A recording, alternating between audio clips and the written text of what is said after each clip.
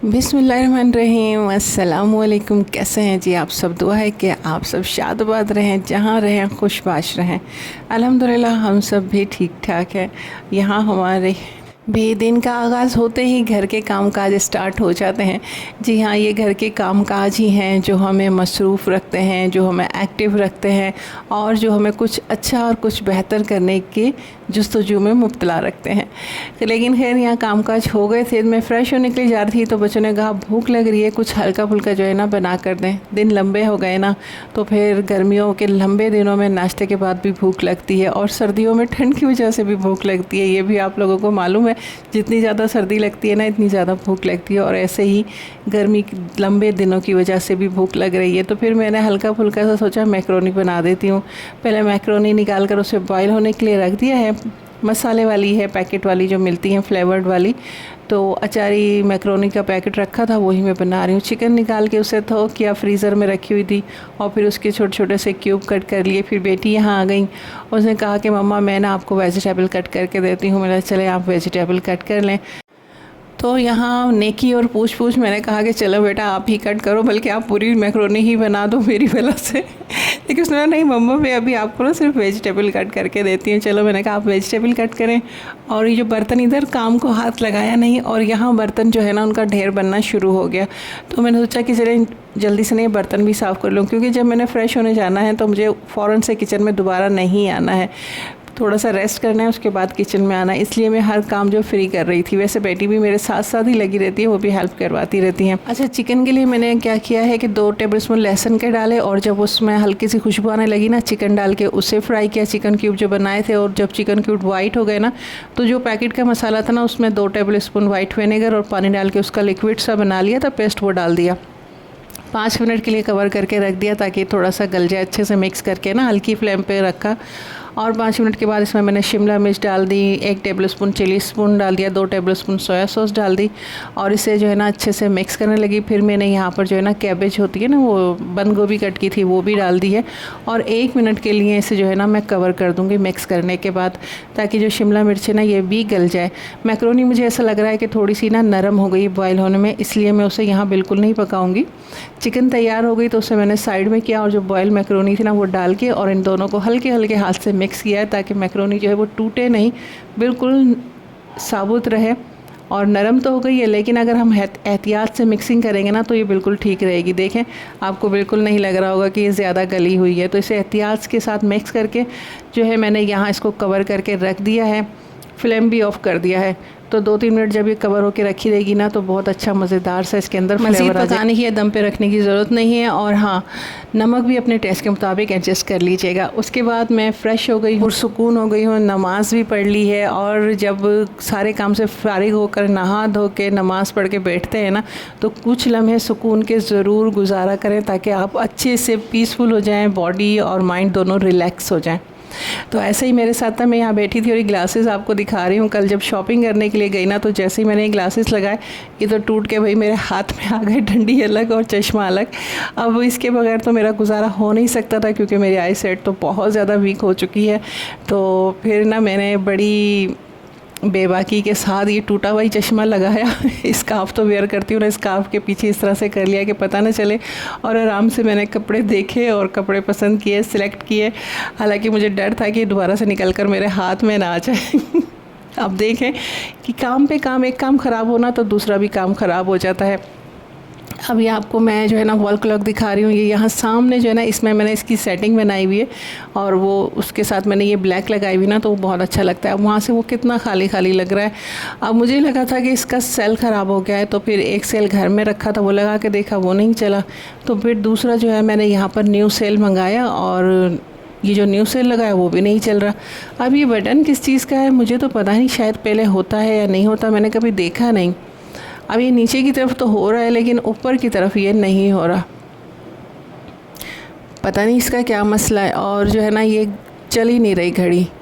तो ये वैसे बहुत ज़्यादा महंगी तो है नहीं कि मैं इसके दोबारा ठीक करवाऊँ, लेकिन फिर भी मैं भेजती हूँ बेटे के। लेकिन इसे मैं भेजती हूँ, अगर थोड़े से पैसों में ठीक हो गई तो ठीक है, वरना ज़्यादा महंगे पैसों में से ठीक नहीं करवाना, फिर दूसरी लाकर न्यू जो है ना वो लगा दूँगी। तो बस ये यहाँ सेटिंग थी, पहले भी यहाँ कुछ लगा हुआ था तो वो ख़राब हो गया था, तो इस वजह से ये मैंने लगा के ना उसकी सेटिंग बना दी थी ताकि ये अच्छा लगे, बुरा नहीं लगे।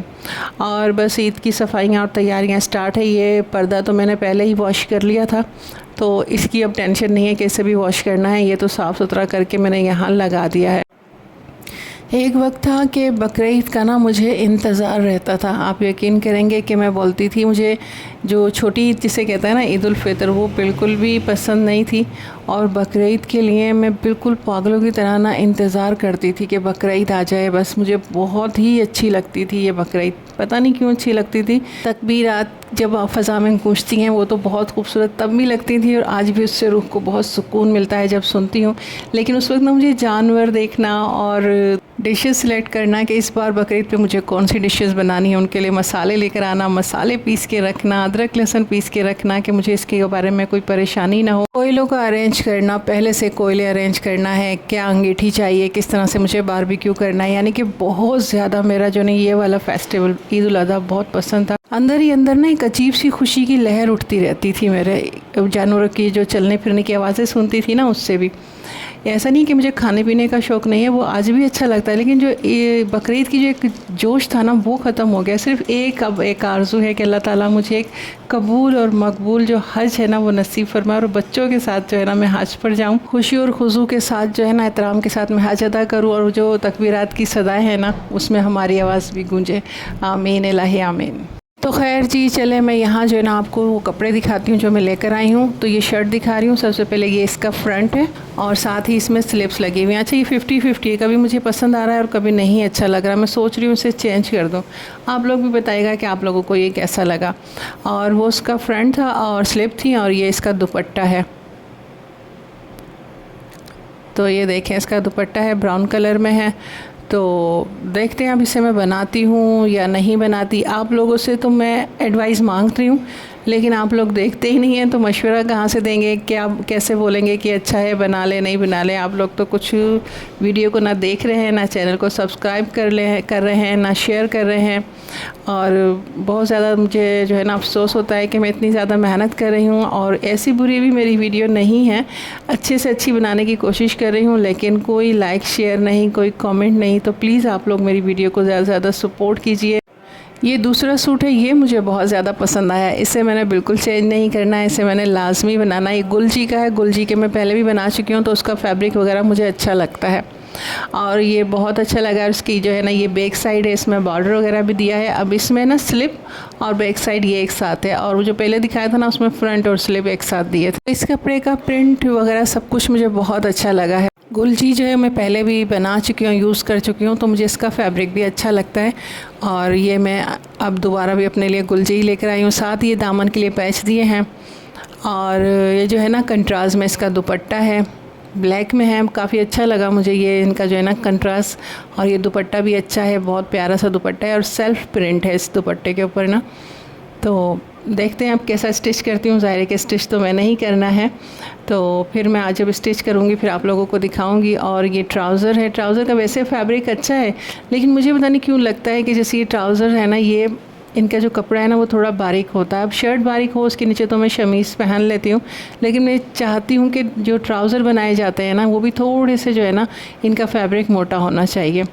अच्छा, तो फिर बनाते बनाते ना मुझे यहाँ मस्ती सूची के इस तरह से करके दिखाती हूँ, जैसे शॉपकीपर दिखाते हैं या जो ऑनलाइन काम करते हैं वो दिखाते हैं ना, बाजी ऐसे देखें, ऐसे इस तरह से बनाएं और ये सब कुछ करें। तो दोनों ड्रेस मैं आपको दिखा रही हूँ।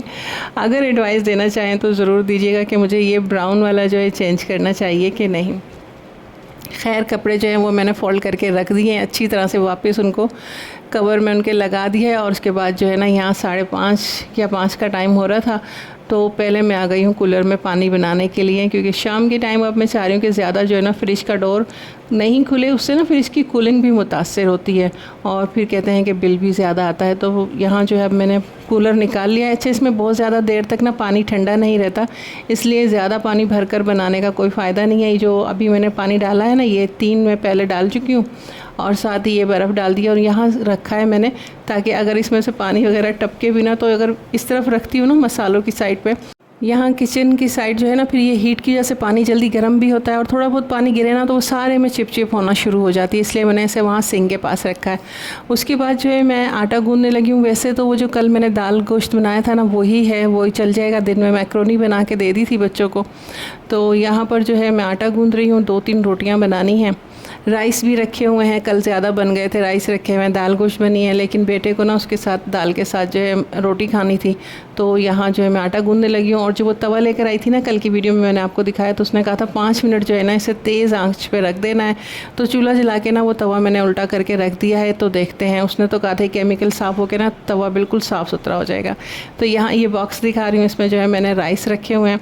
आटा निकालने के बाद ना इसको अच्छी तरह से सब चीज़ों को साफ़ कर दें, क्योंकि थोड़ा सा भी आटा वगैरह लगा रहता है ना तो ये कीड़ों मकोड़ों की ना इसकी खुशबू जो है ज़्यादा आती है और फिर यहाँ कीड़े मकोड़े ना हो जाएं, काकरोच वगैरह। तो इसलिए जो है ना मैंने वो सब चीज़ें साफ़ करके दोबारा से उसको सेट करके रख दिया है। और यहाँ जो है ना तवा मैं देख रही हूँ, उसने तो कहा था कि 5 मिनट रखना है, लेकिन मैंने फिर ज़्यादा ही रखा, क्योंकि वो कहने लगा था ये वाइट हो जाएगा। मैं ही सोच रही कि शायद बिल्कुल ही वाइट हो जाएगा, तो इस चक्कर में मैंने ज़्यादा से ज़्यादा ही इसको तपा दिया कि ये जो है ना बिल्कुल ही वाइट हो जाए। लेकिन ऐसा नहीं है कि बिल्कुल वाइट हो जाएगा। खैर जो है ना दूसरी तरफ जो है मैंने तवा रख दिया और जल्दी जल्दी से ना आटा गूँधने लगी हूँ, क्योंकि मगरिब की अज़ान होने वाली है। बिल्कुल समझे कि मगरिब की अज़ान या तो स्टार्ट हो गई थी या बिल्कुल होने वाली है। तो मैं जल्दी जल्दी से ना आटा गूँध रही थी कि अज़ान से पहले जो है ये आटा वगैरह भी गूँध लूँ और ये तवा जो है ना इससे भी हटा दूँ। और मगरिब से पहले तवा रख कर ना मैंने गलती की थी, क्योंकि एक तरफ अज़ान हो रही थी और दूसरी तरफ मैं इसको छोड़ के जा भी नहीं सकती थी कि ये ज़्यादा ही गर्म ना हो जाए। तो बस बहरहाल जितना गर्म हो सका, जितना करना था कर लिया। उसके बाद तो जो है ना मैंने जो है इसका चूल्हा बंद ही करना पड़ा, क्योंकि नमाज़ पढ़ने जाना था। तो आटा यहाँ गूँध लिया, उसके बाद जल्दी से मैं सब कुछ क्लीन कर दूँगी। सबसे बेस्ट यही रहता है कि एक तो किसी काम को पड़े नहीं रहना देना चाहिए। जो काम जिस वक्त करना है ना उसे कर लेना चाहिए, और जितना आप उस काम को डिले करेंगे ना उतना ही वो सर का दर्द बन जाएगा। और जो चीज़ साफ़ करनी है ना जगह, उसको हाथ के हाथ साफ़ कर लें। आपका दिल चाह रहा है, नहीं चाह रहा, इससे बिल्कुल भी इस चीज़ को मैच नहीं किया करें। बस आपको साफ़ करना है, ये आप जहन में रखा करें और फ़ौरन से साफ़ कर दिया करें। वो जो है ना बाद में आपके लिए बड़ा सुकून का बाइस बनता है। उस वक्त तो जो कहते हैं ना वो शैतानी दिमाग है, वो बहकाता रहता है कि ये नहीं करें, थोड़ी देर में कर लेना, पहले रेस्ट कर, आराम कर लें। लेकिन शैतानी दिमाग को अपनी जगह पे रखना है। और ना यहाँ जब मैं रोटी डाल रही थी तो मोबाइल हाथ में था ना, तो वो ऐसा कंधारी नान की तरह रोटी डली है लंबी सी। लेकिन ना तो आज मैं 2 चीज़ों से बहुत खुश हुई हूँ। एक तो नए तवे पे रोटी बना के ये बड़ी मज़ेदार लगी मुझे। दूसरा कूलर में ठंडा पानी बना के ना, आज जब कूलर का 1 गिलास पानी भर के पिया ना, उससे भी बड़ा सुकून मिला। वरना फ्रिज से बोतलों से पानी पी पी के प्यास ही नहीं बुझ रही थी। कितने ऐसे देसी लोग हैं जिन्हें ठंडा ठंडा कूलर से पानी पीना अच्छा लगता है और गर्मा गर्म रोटियां खाना पसंद है। तो जनाब आज का मेरा व्लॉग यहीं पे एंड होता है। फैमिली फ्रेंड के साथ लाइक शेयर कीजिए, अच्छा प्यार भरा कमेंट कीजिए, ज़्यादा से ज़्यादा सपोर्ट कीजिए। अल्लाह हाफ़िज़।